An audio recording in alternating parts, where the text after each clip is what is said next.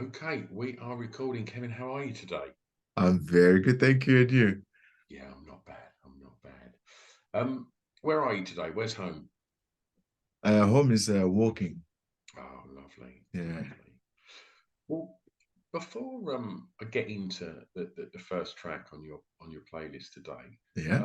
I just want to ask you, Kevin, to sort of take your mind back a couple of years because I'm so interested in people that work in songwriting and production and such, how they found the sort of 18, 19 months of lockdown and how that impacted on them mentally and creatively. All right. So it's the first time I had this question. Yeah, mentally it has been tough at the beginning, and because yeah, when you I was just traveling to New Zealand, and then when we landed, I've seen my calendar and all the emails were saying everything's going to be cancelled there. And then I was like, okay, it's going to be like holiday, but with no money come in. I was like, wow. And then, yeah, I've seen the world going down a little bit. And, but I had this chance to actually have my wife as well to stop doing everything we're doing, and it just recharged the battery of being together. And creatively, I always have when is there is any hard time in my life, it's the good time for me to write. Always, always. Yeah. Yeah. It's so interesting, isn't it? Like you look at all the greatest songs ever written. Most of them are about heartbreak, right? Yeah. But 99%, yeah. But I think that's really good. I mean, to sort of talk about my kind of experience with that is I was in bands way back in the 90s and was the Yeah. songwriter and yeah, I mean, it was literally the first time I ever had my heart broke, and I was like, right now I can let this completely grind me down, or I can channel it into something, Exactly. Yeah. and then all of a sudden you just, I guess, it's like an exorcism of Yeah. an outpouring of of heartbreak, but at the end of it, if you can have an album's worth of songs, then it's not been wasted, has it? It's Not at all. do you know what I mean? Yeah, no, exactly what you mean. For me, it's like a therapy Mm, almost. Yeah, yeah, definitely. I can express things that I didn't know how to put into words or into a conversation. When people telling me stories and just get me so inspired because, yeah, I'm I didn't. I went through hard times, but not enough to write. I don't know, maybe five albums. But yeah. when I'm listening to other stories from other people, it get me inspired. I'm like, oh my god, that's how you felt, and I try to put myself in their shoes, and then yeah, it's great. Yeah, Okay. Well, look, let's start your playlist, and I'm going to ask yeah. you, please, Kevin, to tell me the song that you regard as having the greatest ever intro, please. Oh my god, yeah. So this song is Baker Street from Gary Rafferty. Is this song one of the first time I've heard it and remember it? I was oh, this introduction is so cool. That sax, oh wow, makes me want to learn how to play sax. I mean, is that the most iconic saxophone riff ever? Surely it's up there, isn't it? Yeah, I even thought you said saxophone. I was like, it's exactly that. Yeah, this is one of the most iconic, definitely. Yeah, it's. Have you ever had the Foo Fighters cover it? Oh my God, no. Foo Fighters do a really, really good cover of it. They used to play it live quite a few years ago now, but yeah, it's a pretty, as you can imagine, it's a Oh pretty my God, rocking I'm gonna, take after on it. that, I'm gonna listen to this, definitely. I mean, in regards to intros and your work, uh, Kevin, like, well, you look at something like Baker Street, and within the first 5 seconds, you get the real money shot of that song. You get that, and you know where Yeah, it's going from there, and it just grabs you. Whereas, there's other styles of intros that previous guests have chosen, which might be, these 3 minute sort of elongated sort of Led Zeppelin journeys just to Yeah. get to the riff and things like that. When you approach songwriting yourself, do you do you sort of opt for something more instant, or are you happy to sort of, maybe buck that trend of the fact that nowadays, this is a long question, bear with me, Kevin, Yeah, but no, there is. but at the moment, when you're looking at the way that people market their music, there's lots of people using things like TikTok and Spotify playlists that are Yeah. very, very important. And we seem to be in a world where attention spans are quite short. And does that ever factor into your creative process? So I guess where I'm going with this question, Kevin, is when you're approaching an intro, like where's your mind at in regards to how you want it to play and how quickly you want to grab Yeah. people, and not, but also not compromise, your The creativity. creativity. Yeah. Yeah. So I tend to listen just how I would feel to actually play the song live. So if it feels like, oh, it needs a little bit more bars to build up, I will just go for it. And then I don't really think about how it's going to be played on the radio. I just go with the how is the justice of the song. It's more for me. It's just more about the justice of the song than make it sure to make sure that people will listen. They if they don't listen, that's okay. There will be someone that will be interested enough to, oh, actually I feel that, because that's exactly what I want to share into music, is just to make you feel something. And if you don't feel, it's okay, someone else will feel. Yeah. I think it's really important what you just said there, because I do think certainly maybe more commercial pop music that people do lean away from that emotional connection Yeah. with the listener in favor of almost the science of pop, of trying to chop Yeah, off all there the is a fat. So structure. it's Yeah. like, yeah, we know this is a winning formula to infiltrate, And Spotify it works. playlists and TikTok. It does work, yeah, but Yeah.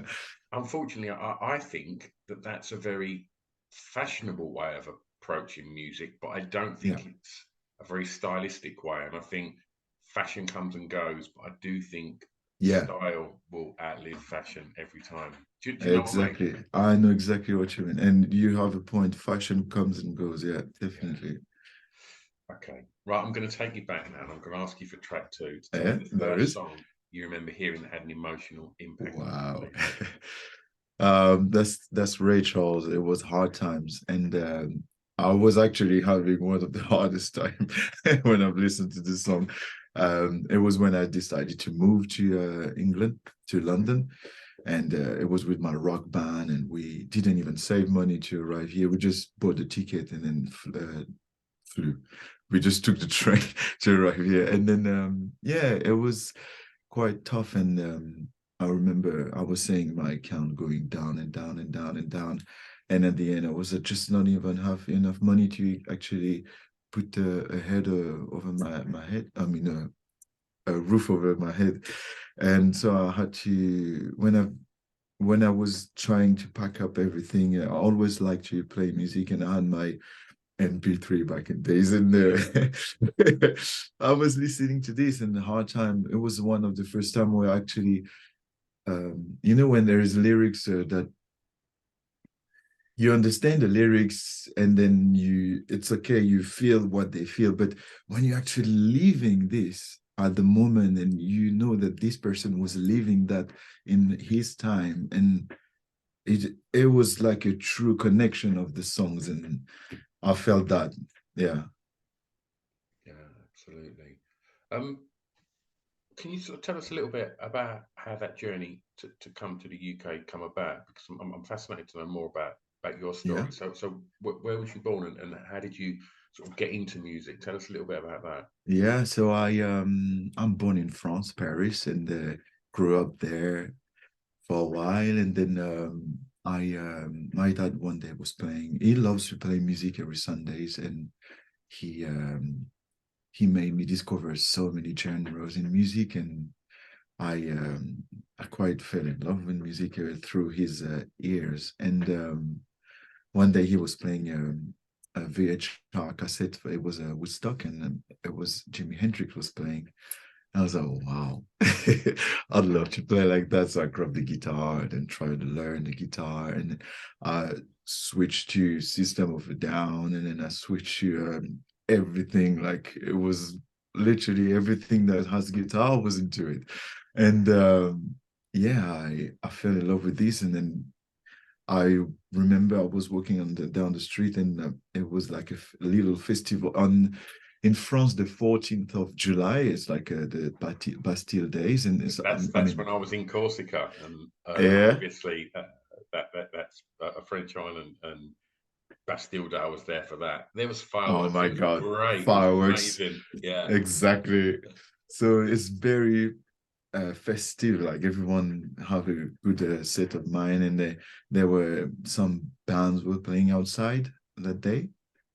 I was like, wow, makes me want to have a band as well. And I created a band. I didn't even know how to properly play guitar, like jamming. I just know what I created, not what's the chords and everything. But I managed to get some people playing the drum and the bass, and that's it. We created a rock band, and then from there I was just writing, and then playing in places, and then we were like, oh my God, we started in French, and it didn't work for what we were doing in terms of the rock. And I was like, we should just go to England. It's close, and it's people will understand what we're playing, and it will feel right for us. And we decided to move.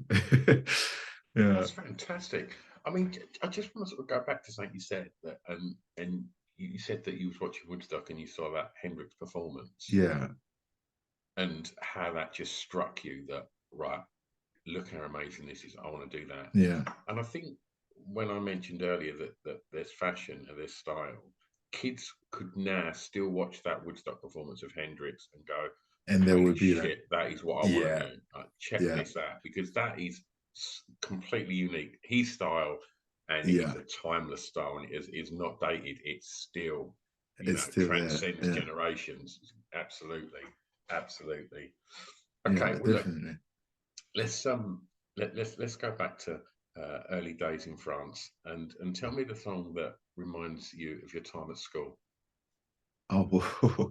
The time of school was a chop suey from System of a Down. I remember there is this little. I will never forget this little woman.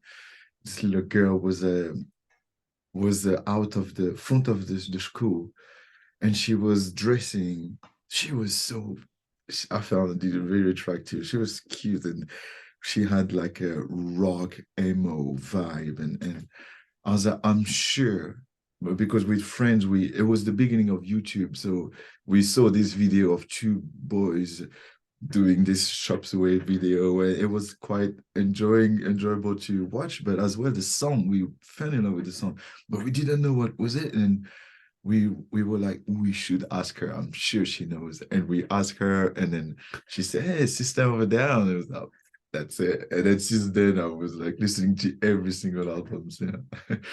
It's it's a crazy. I mean, obviously we've not seen much new music from System of a Down for quite a few years now. Yeah.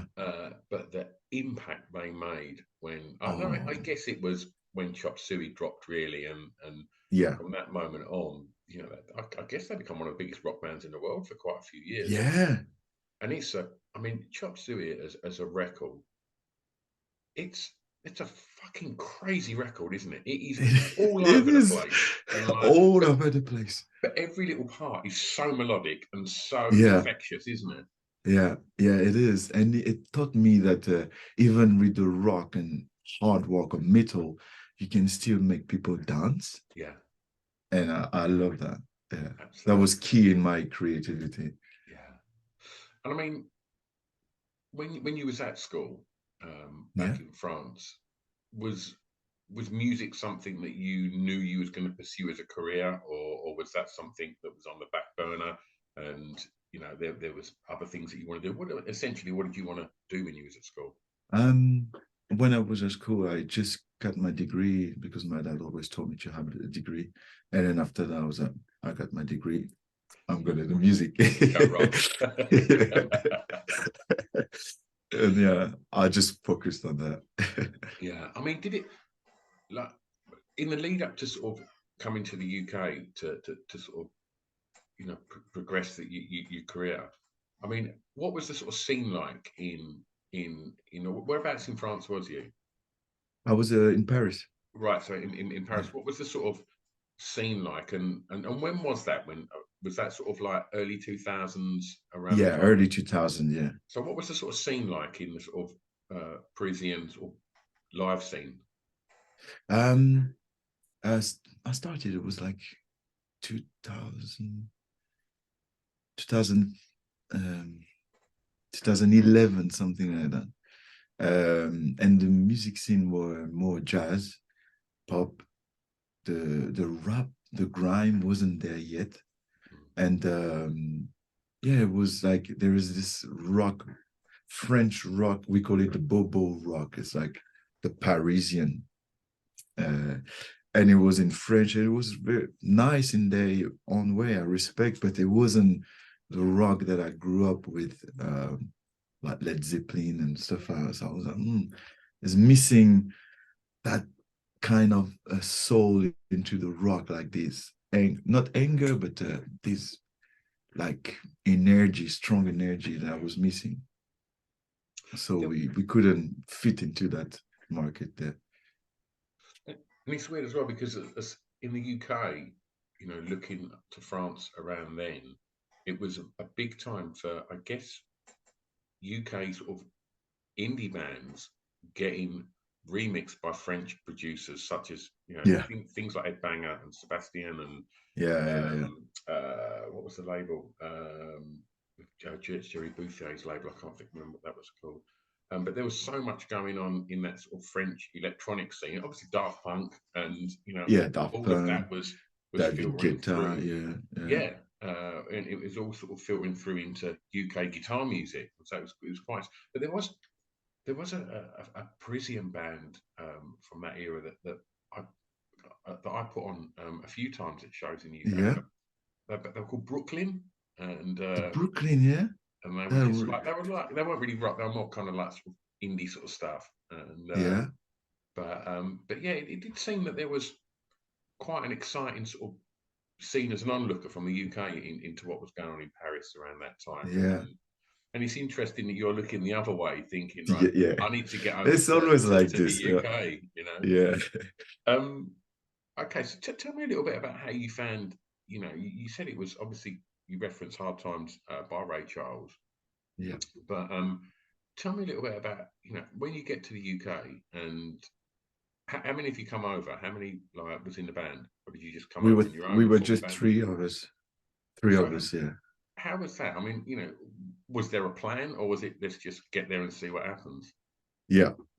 literally, literally was that we knew that music, the rock was there. It's like the home of rock, and we were like, it's there, so we're just gonna try to make our way there. So we started in the street, playing in the street, and didn't work.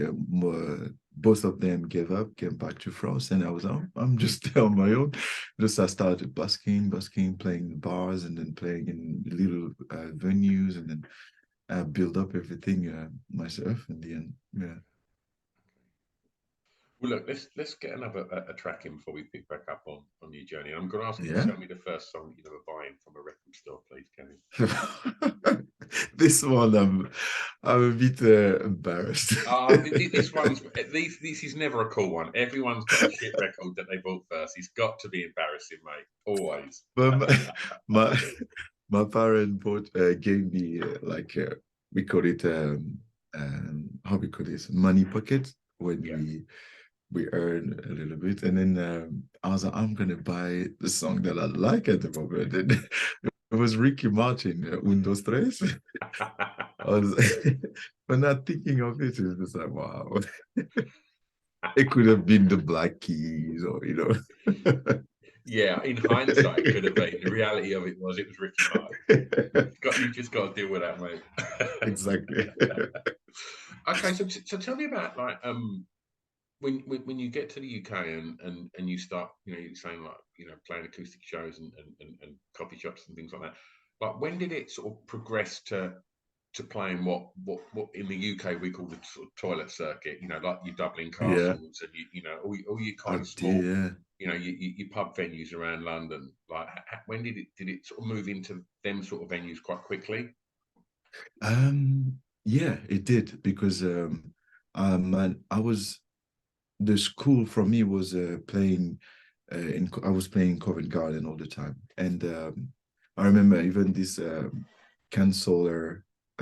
You have to have a license there to play, but he liked my music and he actually let me play, Oh wow, um, and yeah, I managed. There's some people walking, stopping, and then say, "Oh my God, I would like you to play at this bar," and then I play at that bar, and then there's someone at that bar say, "You should play at this bar," and then it built up from there. I was like, "Oh my God, you should play in this venue," and then I came to that venue, and then it just evolved it like this, and it was like maybe 1, 2 years when I was building up.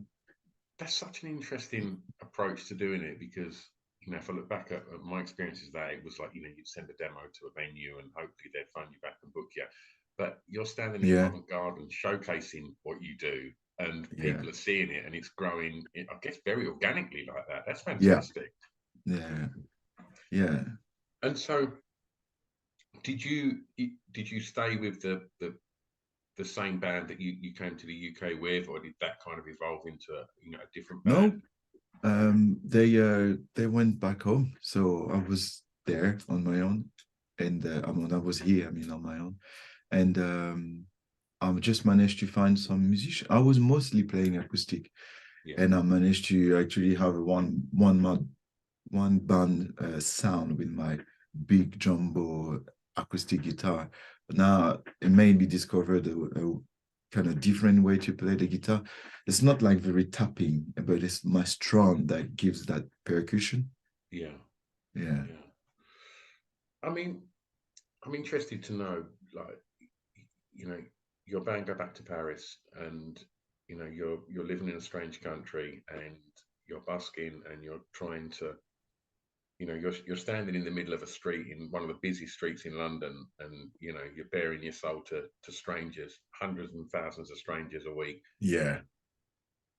Where does that confidence come from? Would you say you're a confident person, Kevin? I just believe that yeah. I think I am a confident. Yeah, I am a confident person. I just believe when I set myself into something, and no matter what, I just go for it. Yeah, And so you're driven. yeah, I'm a driven person. Yeah, Yeah. definitely. Do you think that's important in the music industry? Yeah, I remember my when I started with the rock band back in France. We went to record that first EP, and horrible one by the way, but he the producer said to us. I remember he was looking at me directly in my eyes and he was saying, "You have something very special, but we warn you, musician equals struggler. If you have this in mind, you will go far." And I was like, "He's right, by the way." Yeah, Absolutely, absolutely. Well, let's talk about clubbing and for track five, I'd like to know the song that soundtracked your years clubbing. yeah. So yeah, there's this song every time. I don't know if it's just maybe like a community of black people or but this song makes me crazy all the time. It's like when you go to a festival and there's like maybe Queen of the Stone Age is playing and there's a march for it's that kind of song for me when I'm clubbing when I hear I don't know if I can say but N the N word with in Paris from Kanye West. Yeah, yeah. And yeah, when they play this song in the clubs, I'm just going crazy. pushing everyone, but in a fun way. Yeah. Like, yeah, get on, get on, get on. I just love the song. The groove in that is ridiculous, isn't it? It is so So good. good. So Yeah. good. Oh, it's a great shout. It's a great shout. So tell me a little bit to pick back up on your journey. So you start playing the kind of, the the sort of entry level, I guess, that venues around London and such, like Yeah, the aforementioned uh, Dublin Castle and your Bull and Gates and Praed and Camden and things like that. yeah. When did it when did it start to really get momentum and you found that there was another level of interest in what you was doing and how this could potentially be a legitimate career move? Yeah. I so after doing all this Twilight tour, I end up to play at the Spiritual Bar. It's a place in Camden. It's very like out of the main street, and but where all the time the music over there is so great. The Jay Bird came from there. Michael Koenig came from there as well, Wow. and there it's a very tiny bar, but when you play I get all the time this crowd, and it's like like almost we're playing at a festival. And I was like, I actually feel that I have something, like I can control a room, just me and my guitar. I know that I have something. I don't know how I can get to that, but I know I have something. And it was with my own songs as well that I was getting the crowd. And I remember there is a one day this there was this, how we call it, open mic, where apparently there is some famous people come to that bar, and I was like, I'm gonna go there. And it wasn't an open mic, it was a competition. And she said to me that the owner said to me, "Oh, you have to sign and you have to apply before to get to these. You can't just be there." And so, okay, sorry, I thought it was just an open mic, and they were doing the sound check, and no one was on stage. So I had my acoustic guitar, I grabbed it, went on stage, and then play while they were doing they were talking about how I was going to perform tonight, and everyone stopped. And the owner came back to me, say, "Oh my God, I want you in this competition." And I won this competition. It was like several stages, and at the end, someone from X Factor was calling people, and they said, "Tomorrow is the last day of the audition. Would you like to do it?" I said, "If I don't do any cues, yeah." And I did it. They said, "Come at that time," and I went at that time, and yeah, after that, I'll end up to the final of it. Amazing, Yeah. amazing. So talk us through a little bit about the experience of that. Yeah. X Factor was so much fun in terms of, because I knew who I was as an artist. So I came in this um, TV show in a way where I was just having fun. And when they were saying, "Oh, you should play this song, or you should play this song," I was always open-minded, and so I was like trying their songs, and in the end, we found it was actually the one that I wanted to play. Yeah, But the fact that I've tried it before, they can't say you didn't try that. So it was just even for Jimi Hendrix, where no one played Jimi Hendrix on this TV program, yeah. but I played it because I tried other songs, and and yeah, it was just so much fun. Yeah, Oh, amazing. I mean, to, I guess your confidence must grow something, ridiculous levels to be able to know that you're walking out on that stage and, to probably one of the biggest audiences in UK television. yeah. How do you sort of control the nerves when it comes to stuff like that? Same as you come, um, s- yeah, same as any shows for me, because yes, I always want to be not the best in terms of competition, but just the best show that I can give in for that performance. Yeah, So any performances I was giving my 2000%, yeah. So the incredible. stress was there for yeah, like the usual stress that I would have. Yeah. Okay. For track 6, I want to know your favorite song from an artist from your home county, please. Wow. So Muse. The fact that I'm not come from the UK, Yeah. I'm almost the west side of England. I That's a. decided I'll let you have that, but you are stretching it there, stretching a Kevin. lot. I would say Muse. I mean, can you see that? The sort of parallels from seeing Hendrix at Woodstock to and how electric that was, and how intense and otherworldly. Can you Yeah, see the parallels between that and Mute? in Muse. Yeah, because Oh yeah, Muse. The thing I love with him is just they managed to actually mix how we call it Radiohead inside Queen, um the kind of Jimi Hendrix or the whole blues and rock into something very so special with the classic music.